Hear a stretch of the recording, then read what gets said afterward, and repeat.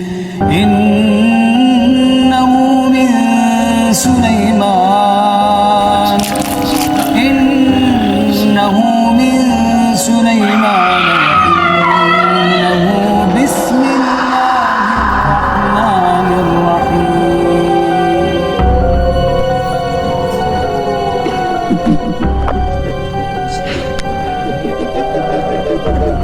Nampak ada pocong kat tepi katil kita.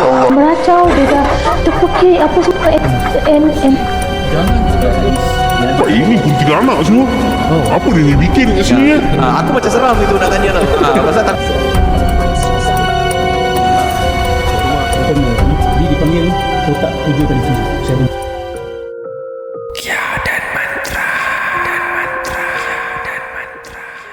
Selamat datang ke rancangan Ruqyah dan Mantra Podcast, dan podcast ini dibawakan kepada anda oleh Sate Boy, sate yang terlaris di Singapura dan paling lazat, untuk pendapat saya, paling lazat di Singapura.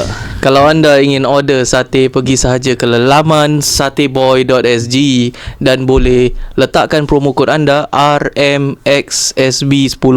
Saya ulang, RMXSB10 untuk dapatkan 10% diskaun. Apa tunggu lagi guys? Kalau you all nak buat event kahwin ke, birthday ke, corporate ke, bolehlah ke lelaman dorang untuk book apa orang cakap tu, live station untuk Live event-event station, ni. yes. So bolehlah, jangan lupa promotion, promo code dia RMXSB 10 untuk dapatkan 10% diskaun. Okay, jangan lupalah. Aku macam hari-hari nak makan sate dia dah. Sedap. Sedap, betul-betulnya sedap. Dia juicy. Dia ada sate apa jual? Daging kambing, Sate daging lembu, sate ayam, kambing. Kan dia semua pun ada ada. otak-otak juga. Oh, nice. Kalau nak tahu menu, pergi saja ke laman dorang sateboy.sg. Alright.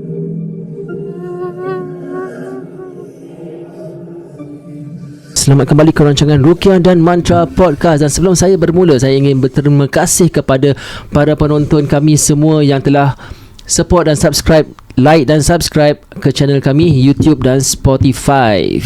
Kak Syazwan, how are you? Alhamdulillah. Rusdi, all good, macam? all good. Alhamdulillah. Hari ni ada signifikan untuk Kak Syazwan hari ni, tapi hanya kita saja yang tahu. Jangan banyak sangat inside joke, nanti orang tak faham. Okey, sebelum kita bermula, saya ada kisah untuk ceritakan. Kita akan ceritakan kisah tentang alam bunian pada hari ini. You all tahu alam bunian tu apa? Bunian tu apa? Pernah dengar dia dekat alam lain selalu dekat hutan. Baju Dan putih. kalau masuk kita tak nampak dia, dia nampak kita. Macam kira macam makhluk jin lah. Boleh katakan gitulah. Dia ada raja, dia ada permaisuri. Ini banyak tengok cerita drama ni. Ada raja permaisuri. Tak betul eh? Tak tahu. Allah Dekat air terjun bukan Tapi mungkin. Dia ada dia orang-orang bunian ni, dia ada duduk di beberapa tempat lah. Antaranya di air terjun, yang belakang air terjun tu macam ada cave. Tu antara tempat mereka. Dan tempat yang kalau masuk hutan, kita akan nampak pokok buluh yang banyak, tapi semua dia melendor. Macam ada entrance gitu. Macam ada entrance. Tu adalah antara tempat pintu ke alam mereka. Kira kan kalau ni kau tahu tak tahu, kita try jawab Kira kalau kita jalan masuk, kita perasan ada tu entrance tu, kita jalan masuk, boleh ke alam mereka. Ke alam mereka, betul. Sampai hilang Itu yang diyakinkan oleh para pencerita lah, yang pernah kisahkan diorang punya pengalaman mereka. Macam pendaki gunung Mount Everest ke apa yang ke, tersesat Mount Everest kembali. Mount Everest bukan Mount Everest mana? Aku tak tahu. Mana ada buluh? dekat Malaysia. Betul juga ni. Mount Everest pun ada buluh ni. Dekat Malaysia apa dia punya gunung tu apa? Kinabalu. Gunung Kinabalu, Gunung Kinabalu. Gunung Tahan, Gunung Maofia, Gunung Ledang. Gunung Ledang. Di antara tempat-tempat yang Pernah ada kes mempunyai tempat-tempat kisah-kisah yang penuh dengan mistik lah. Ya. Orang cakap orang bunian ni lawa-lawa. Itulah orang kata. Aku tak tahu, tak pernah nampak. Tak pernah nampak Tak pernah nampak. Tak pernah nampak. Saya nampak. Tak cakap. Nanti kena nanti. Aku ada pernah satu pengalaman, tapi aku tak rasa ni bunian lah. Ni hanya permainan jin saja. Sewaktu sedang solat dekat tempat tu, nama dia Gelang Patah. Okay. Gelang patah ni waktu tu aku pergi ke untuk berlatih silat lah, untuk berlatih silat pada tempat dekat kampung tu. Dan dekat kampung tu ada satu macam tempat musola lah, tempat musola. Tapi dia bukan kat dalam perkampungan tu, dekat dalam perkampungan tu, tapi dia dekat luar rumah. Oh, Faham? Kat veranda kat luar rumah. Okay. So tempat tu dia dibuat oleh buluh. Dan waktu tu bila aku nak solat tu, aku solat seorang lah. Pasal yang lain semua dah settle diorang punya solat. Okay. Tinggal aku seorang. So waktu tengah solat tu, waktu aku tengah baca surah-surah, aku somehow perhatikan atau aku dapat merasakan bahawa belakang aku ni ada orang. Ada jemaah, ada orang. Ui, Tapi aku tak tulis. Ni lillahi ta'ala. Aku tak tulis ke belakang, aku just continue solat aku. Okay, kejap. Masa kau cakap kau rasa tu, apa yang kau rasa?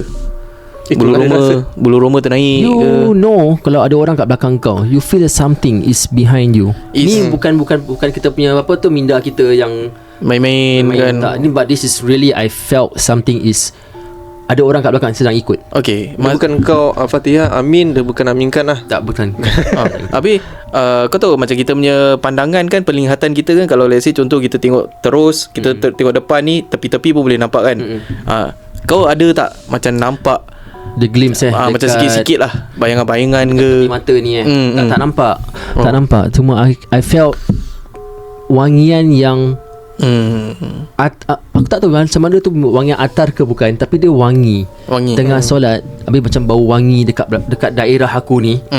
Dan aku felt bila aku tengah bacakan surah Fatihah, dan lepas tu ada surah-surah lain yang tengah baca tu, aku feel that something sedang buat benda yang sama dekat belakang aku ni. Ni kisah terjadi dekat gelang patah lah. Tapi of course lepas beri salam, Assalamualaikum, tengok belakang dulu. Standard. Seorang lah. Seorang-seorang. Alhamdulillah. Tak nampak apa-apa. Kalau aku beri salam dah tengok belakang dah. Itu jangan cabut Okay, aku ada satu kisah ni yang dikisahkan oleh Wakman, bukan nama sebenar. Sewaktu dia perjalanan bersama keluarganya, naik kereta dia pergi ke suatu tempat tu, perkampungan tu di Kelantan. So dia orang Johor. Dia naik kereta pergi Kelantan. Aku mula ceritakan okay, bismillah. Boleh. Sewaktu dalam perjalanan dia tu, dia bersama seorang isteri dan 2 orang anak yang masih kecil. Anaknya duduk di belakang dan isterinya duduk di bersebelahan dia lah, dekat passenger seat. Dalam perjalanan tu kira-kira mengambil dalam 1 hari juga kot, daripada Johor pergi ke Kelantan. Jauh juga. Diorang ikut jalan kampung. Dalam jalan kampung tu, sewaktu Wakman ni dia dalam lingkungan 50-an tahun lah. Okay, sewaktu dalam perjalanan ke Kelantan tu, mereka ikut perjalanan kampung tau. Mereka singgah tempat kampung ni, dan isteri dan anak-anaknya dah tidur dalam kereta. Wakman pula dia rasa lapar sangat. Lapar very very hungry. Walhal dia dah makan at least dalam 2 jam yang lalu. Okay. 2 jam lalu dia dah makan, tetapi dia kata dia masih rasa lapar at that moment itself. Tengah driving dengan niat dia, kalau dia terjumpa warung ke ataupun kedai-kedai makan ke, boleh singgah sebentar kejap untuk minum kopi, untuk dia rehat lah. Tengah jalan-jalan perjalanan kampung tu, dia ternampak cahaya, tetapi bukan cahaya lampu, tiang lampu. Cahaya seperti orang, kita tahu bawa apa tu, that lampu colok lampu colok punya cahaya, which is colour orange, colour kind of thing, orange. Colour kind of thing. Dia nampak. Lepas tu dia berhenti dekat satu macam perkampungan, macam satu warung ni ni.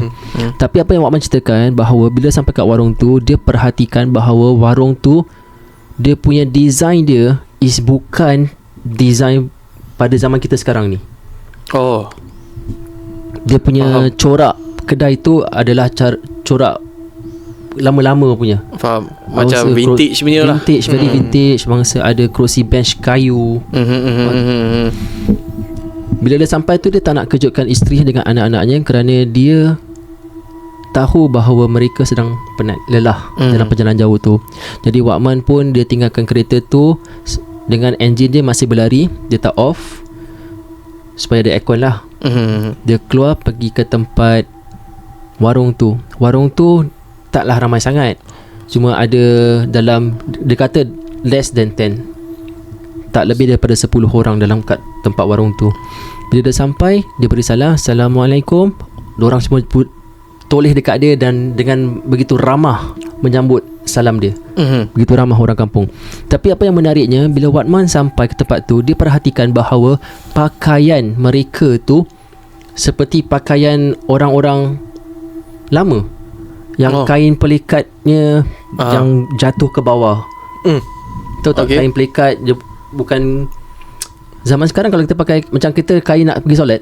Tapi mereka pakai macam gitu, yang orang yang dah berumur lah. Yang wanita pula kenakan pakaian kebaya dengan bertudung yang seperti tudung tutup rambut gitu saja. Faham. Kain tutup rambut yang lama-lamanya dengan ada bunga-bunga di dalamnya kepala rambut. Lama Seperti begitulah katanya lah, penggambarannya seperti begitu. So bila dah sampai, dia duduk dan dia minta menu. So orang kedai tu kata tak ada menu tempat ni. Tempat ni cuma jual kopi, teh dengan mi rebus sahaja. Okay. Ini 3 makanan saja. Dia pun okey lah kan, pasal dah lapar apa. So Wakman pun dia order mi rebus dengan air kopi. So waktu dia tengah makan tu, dia perhatikan bahawa di sebelah kanan dia ni, tempat meja tu ada 3 wanita sedang duduk dan perhatikan dia. 3 wanita tu yang tadi aku katakan bahawa mereka menggunakan pakaian baju kebaya dengan kain seperti tudung tutup rambut tu. Wakman kata mereka kelihatan kulit mereka cerah, putih, lawa, dan lentikan mata mereka tu seperti tajam dan pandangan mereka tu tajam terhadap Wakman. Perhatikan je. So in my mind is macam Nora Danish kot. In my mind lah kan, macam dia tengok macam gitu. Okay. Jangan marah-marah Bukan Fazura Bukan, tak nak. Okay, so bila lepas tu, bila Wakman tengah makan, Wakman beranikan diri and approach the ladies, the wanita tu, dan beri salam dan mereka berbual lah. So Wakman juga dia perhatikan bahawa cara mereka, logat mereka yang mereka berbual tu bukan bahasa Melayu, bukan bahasa Melayu, dia bahasa Melayu tapi bukan bahasa kita sekarang ni. Dia bahasa seperti yang orang lama-lama, baku. Apa khabar saudara di sana? Zaman P. Ramlee punya time lah ni berbual. Seperti macam gitulah yang dikatakan oleh Wakman. Mereka ada tukar Instagram pandangan. Bukan mereka tukar pandangan, berbual tentang tempat ni lah, nama kampung ni apa, dah berapa lama penduduk kampung ni menetap tempat tu, dah berapa lama ni semua. Dan lepas Wakman dah bermesra dengan orang-orang dekat warung tu, Wakman pun jalan. Sewaktu Wakman jalan tu, orang yang dekat kedai tu berikan Wakman sebungkus. Bukan sebungkus, dia air kopi, tapi dia letak kat dalam macam cawan kayu. Cawan kayu. Okey. Cawan tu dibuat daripada kayu. Gelas kayu lah, cawan kayu lah. Letak kopi dan beri pada Wakman lah untuk dia bawa ke perjalanan dia. Okey, Wakman pun ambil, letak dalam kereta, Wakman pun drive off. So bila dia sampai dalam, let's say dalam 30 minit selepas dia bergerak daripada tempat tu, isteri dia pun terjaga. Dan Wakman kongsi cerita dia tu dengan isteri dia. Isteri dia pun macam marah lah. Kenapa tak kejut dia, pasal dia pun nak makan juga. Ingat marah berbual dengan perempuan tadi tu. Tak adalah. tak semua isteri macam gitu. Okay, faham. Nampak. So lepas tu Wakman berjanji bahawa nanti lepas dia pergi ke Kelantan, dah habis semua, bila nak balik tu dia kata pada isterinya bahawa dia akan ikut jalan yang sama. Long story cut short, dipendekkan cerita, selepas mereka have their holiday dekat Kelantan, on the way back tu mereka singgah ke tempat yang sama. Tetapi tempat yang Wakman singgah tu, dia tanah lapang. Tanah lapang yang ada dia punya lalang-lalang dia semua tinggi-tinggi. Oh, means memang tak ada bangunan lah kat tak situ. Tak ada bangunan, dia tanah lapang macam tanah sawah. Tanah sawah, lalang dia tinggi-tinggi. So Wakman pun terkejut. Pasal Wakman ikut map. Wakman pun terkejut. tempat ni yang dia lalui tu, tapi bila dia balik tempat dia lain pula. So Wakman kongsi cerita ni dengan seorang sahabat dia, seorang perawat lah, tukang ubat. So perawat ni pun katakan mungkinlah Wakman ni dah termasuk ke alam bunian pada waktu tu. Tak tahu apa jadi dengan yang cawan kayu tu Masih ada. Oh, barang dia masih ada. Nanti aku try tengok suruh dia WhatsApp gambar dia. Tunjuk, gambar cawan tu. Ada lagi ke tak? Kalau dia masih ada lagi. Ni yang sahabat yang dia share tu lah. Yang ceritakan aku ni Wakman. Oh, kau sahabat dia? Bukan aku, orang lain yang tukang ubat tu, orang lain, bukan aku. Faham. So nanti aku suruh WhatsApp hantarkan dia punya cawan kayu tu. It's very unique, it's very cantik. Kau dah nampak lah? Kau dah nampak cawan dia pernah tunjuk aku macam gini lah. Objek dia? Tak, dia punya gambar dia. Gambar boleh dia. tak suruh Wakman send lokasi sekali? Nak buat apa dia? Malam ni nak naik pergi KL. So boleh singgah Gelang Patah sekejap lah. Mungkin bahaya. Ni bahaya sedikit ni. Mungkin kalau kita ada kesempatan pun kita boleh panggil Wakman datang boleh, mungkin. tapi Wakman is not Singaporean lah. Wakman is not Singaporean, dia kalau Malaysian. boleh kongsikan cerita dia, pengalaman dia, apa dia rasa masa berbual So orang-orang apa sana. masuk alam bunian ni? Kirakan bunian ni setahu aku dia macam jin lah. Bukan macam jin, tapi jin lah, makhluk jin. Tapi macam mana dia punya alam yang dia tarik ke tempat orang tu? Aku tak tahu alam dia tu macam mana, pasal tak pernah pergi. Tetapi ada beberapa pendapat yang aku baca, yang dia beritahu bunian ni apa. Okay. So antara pendapatnya, bunian ni adalah anak yang dilahirkan daripada hubungan manusia dengan jin. Dapat anak tu adalah bunian lah. Okay. Tapi ini based on apa yang kau dengar lah. Pendapat orang, ada beberapa pendapat lah. Yang lagi satu, mereka adalah bangsa jin. That's it. Full stop. Pasal aku lebih berpendapat sebegitulah kepada makhluk jin. Pasal dalam Quran tidak aku jadikan jin dan manusia. That's it. Dia tak ada campuran lah, dia berbeza. Tak ada. Ni aku punya pendapat aku jugalah. Aku ke arah situ. Makhluk. Dan lagi satu, mereka bukan makhluk jin, bukan malaikat, bukan manusia, tapi mereka Allah ciptakan sebegitu. Bunian. That's it. Ni ada pendapat orang lagi lah. Pendapat orang. Yang lagi satu, yang lastnya adalah mereka adalah bangsa bunian yang pada waktu tu adalah manusia berbangsa bunian yang ada pernah buat salah dan didoakan oleh Nabi Sulaiman AS yang mereka akan tidak dapat dilihat oleh manusia. Ni pendapat yang terakhir lah. Tapi aku tolak pendapat tu pasal tak ada riwayat dia lah. Ni aku punya pendapat lah. Kalau saya salah, tolong betulkan dekat komen bawah ni. Kalau anda ada pengalaman berjumpa ataupun pernah ke alam bunian pun, berikan pendapat anda ke bawah ni. Siapa tahu kita boleh menjemput mereka yang pernah ke sana to tell your tales, to kongsikan kisah-kisah anda, insyaAllah. Kalau kita ingat balik pada beberapa tahun yang lalu, seorang pemuda berasal Muar pernah hilang dekat satu gunung ni. Sewaktu dia lari jogging, lari anak triathlon ke apa, aku tak ingat. Triathlon ya. Okay. Ya, dia berlari, lepas tu diyakinkan oleh penduduk di Malaysia bahawa dia telah disuruh oleh bangsa jin ke alam bunian. Aku pernah dengar juga keluar news kan? Keluar news, very famous story, very big news. Ya, pemuda tu nama dia Ashraf lah. Sehingga sekarang ni masih belum lagi dapat jumpa. Belum jumpa. So aku pernah nampak satu video ni, ibu kepada beliau pergi ke lokasi itu dan sedang berbual dengan tempat pokok ni lah. Dia macam, dia kata ni dia macam nampak kelibat anaknya tu dekat tempat dalam lubang tu. So dia macam berbual lah, dia panggil anak dia suruh keluar, jalan keluar. Tapi anak dia refuse to keluar. Wallahualam bisawab. Mungkin juga ni semua adalah permainan mereka lah. Ya, untuk merosakkan akidah kita kan. Jadi kita takut kepada bangsa jin, tak takut kepada Allah SWT. Betul. Semoga kita jauhkan daripada Gini Dilindungi Allah. InsyaAllah, amin. Yang pada at this time juga ada satu bomo ni dekat Malaysia. Dia gunakan kelapa ke teropong Itu aku tahu. Inilah dia kisah ni. Dia gunakan kelapa dia gini. Okay. Amin, kalau you kenal lah orang tu kan. Ini teropong.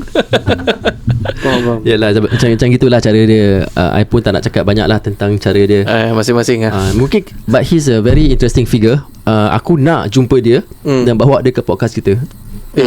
Why not Why not? Nak dengar lah. Nak dengar dia punya side pula lah. Betul. Pasal banyak kes-kes kat Malaysia ni dia mesti muncul. Betul. Dengan satu ada yang pakai macam askar topi merah tu, siapa nama? Abang Rani. Abang Rani Kulub. Mungkin kita boleh panggil? Boleh. This is a interesting punya karakter lah. Panggil untuk bukan untuk taksub atau bukan untuk kita cakap yang kasih orang ni percaya ke apa, tapi bukan untuk menghukum lah kan, tapi untuk kasih dia kongsikan cerita dia pula. Jadi at the end of the day, this is a entertainment industry. Betul. Yang kita nak entertain lah kan. Betul. Kalau media boleh panggil dia, kan apa kita tak boleh panggil. Media korang tak kecam. Okay. Jangan ke situ.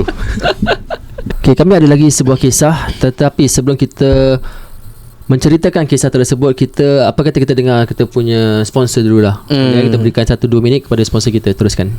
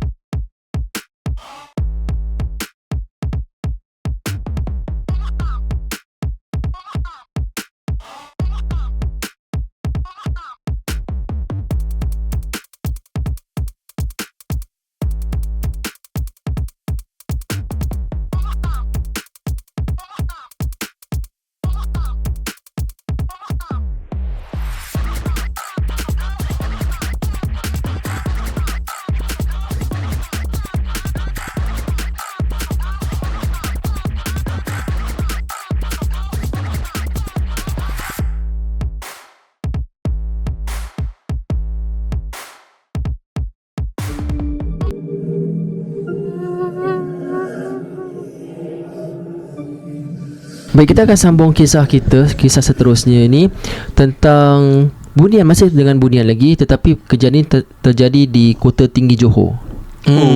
Itu dekat Dekat je. Okay, sebuah kisah yang membabitkan bunian yang tersebar dalam masyarakat diceritakan berlaku di Kota Tinggi Johor pada suatu ketika dahulu.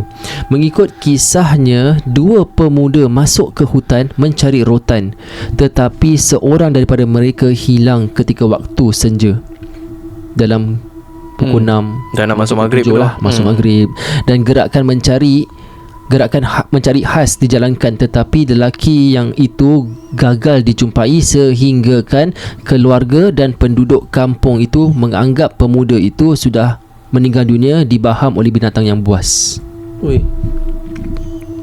Bagaimanapun, lebih setahun kemudian ke depan, pemuda itu kembali ke rumah keluarganya di Kota Tinggi dan membawa bersama seorang anak dan isteri.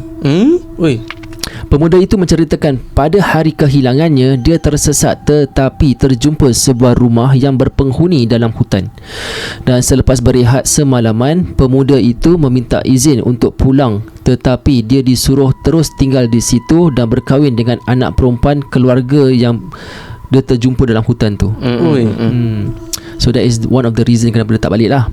Dan selepas setahun, lelaki itu diizinkan untuk menjenguk keluarganya di Kota Tinggi di alam manusia. Tetapi selepas itu dia diberi pilihan oleh mentuanya sama ada ingin terus berada di alam bunian atau bersama manusia.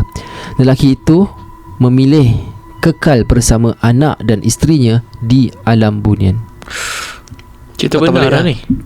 Ni adalah kisah benar terjadi di Kota Tinggi lah. So kita boleh tak kahwin dengan makhluk jin? Tak boleh lah, tak sah lah kan. Tak salah, tak boleh lah. Ada riwayat tak yang mengatakan ini soalan susah ni. Oh, soalan susah. Riwayat tak ada. Tapi kalau kita bacakan dalam surah Al-Jin, dia melarang kita untuk sebenarnya untuk adakan apa-apa hubungan pun dengan makhluk-makhluk jin ni. Apalagi kalau kita nak berkahwin dengan mereka, tak boleh lah. So untuk mereka pendaki gunung ataupun yang suka pergi ke hutan-hutan, nasihat kami kepada anda untuk berhati-hati dan amalkan doa-doa dan bacaan khusus ketika anda nak masuk ke hutan tu. Jangan lupa doa pada Allah SWT supaya anda dapat kembali ke pangkuan keluarga anda. So alam bunian ni, as we all know it, dia ada masih ada satu benda yang misteri, yang masih ada tanda tanyanya, yang because of that kita akan cuba mencari seseorang yang pernah ke alam itu. Okay, boleh. So untuk mereka, para penonton Ruqyah dan Mantra, kalau anda ada pengalaman sedemikian ataupun pernah ke alam bunia, sekali lagi DM kami, PM kami ataupun berikan komen anda di bawah ni supaya kita dapat menjemput anda ke podcast kita, sama ada anda berada di Malaysia ataupun di Singapura. Kami ingin mendengar cerita anda, pengalaman anda semasa ada di dalam alam bunian tu lah. Tidak seperti itu juga, kalau anda pernah menerima sesuatu daripada alam mereka, kita nak juga tengok barang-barang tu. Yang beberapa episod lepas ada yang kita punya tetamu ni ada ceritakan kan, yang dia dapat tu cincin daripada tanah. Apa dia minta, lepas tu dia masukkan tangan dia, terus keluar ada cincin.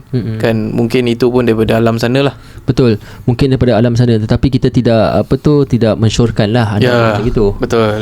Kita tahu yang perbuatan ni salah lah kan. Ya, betul. Tetapi kita nak, kalau anda ada pengalaman, kita nak berbual dengan anda, kita nak, insyaAllah. Baik, para penonton Ruqyah dan Mantra, sampai di sini sahaja pertemuan kita pada topik ini, topik alam bunian. Kalau anda ada pernah berjumpa dengan orang bunian ataupun pernah pergi ke alam mereka, DM kami, PM kami ataupun tinggalkan komen anda di bawah ini. Betul tak? Betul. Nantikanlah kita punya episod yang akan datang ni. Kita ada banyak senarai-senarai artis-artis ataupun tetamu patient ataupun yang berpengalaman mistik yang akan muncul di rancangan kita akan datang ni. So it's gonna be very interesting, right? InsyaAllah kita akan bawa kita punya tetamu-tetamu datang untuk mengongsikan cerita mereka yang mengenai mistik, dan tunggukanlah episod yang akan datang. Aku sangat gembira pasal kita dulu kita start ni rancangan, kita ingat kita punya tetamu semua daripada Singapura je. Tapi as time goes by, banyak lagi pendengar kita daripada berapa negara Singapura, Malaysia, kita punya supporter pun daripada Indonesia. So kita punya guest ni akan datang daripada pelbagai negara, Singapura, Malaysia dengan Indonesia. InsyaAllah kita akan berkembang lagi lebih luas daripada ini, insyaAllah. Betul. So for the past 3 episode kita tak ada guest kerana kita sedang menyusun kita bersenarai. Betul. So kita akan cuba mendapatkan mereka dalam episod yang ke depan nanti, insyaAllah. InsyaAllah, tunggukan. Nantikan kita pada episod yang akan datang, dan podcast ini dibawakan kepada anda oleh Satay Boy, sate yang nombor 1 yang terlaris di Singapura. Kalau anda nak order sate tersebut, tengok promo code di bawah ni, dan order melalui promo code ni, anda akan mendapatkan 10% diskaun di laman satayboy.sg. Apa promo code tu? Promo kodenya RMXB, tak maaf sangat, RMXSB 10. RMXSB 10. Dan dengan itu kita akan tutupkan episod kali ini dengan Assalamualaikum warahmatullahi taala wabarakatuh. Sampai jumpa lagi. Waalaikumsalam warahmatullahi.